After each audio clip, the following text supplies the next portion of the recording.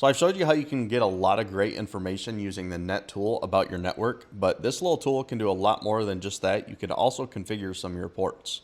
There's a couple ways that you can do this, but I'm going to show you how you can use the if-then templates that are built directly into this.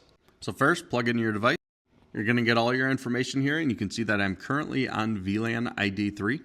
Next, we're going to go into our switch configuration, and I already have this set up, but first you're going to set up credentials for your switch.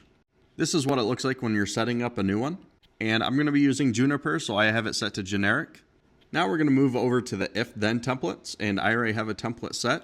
And for this one, I'm just removing the current VLAN that it's on, and then I'm changing it to VLAN 30, and then committing and commit and quit. And then I have this set to manual queue. So if we go to the main dashboard, let it load up. I'm going to click on the little button on the bottom here, and it's going to ask if I want to queue this, and I'm going to hit OK. Now we can go back into our switch configuration. We can scroll down to our queue. And right now we just have the one. We can hit run and then hit OK. And this is going to go in and SSH into the switch within just a few seconds, and then it's done. Now if you want, you can go down and look at the history and see a log of what you just did. Now if we go back to the main dashboard, you should see that I am on a different VLAN now, and I am currently on VLAN ID 30.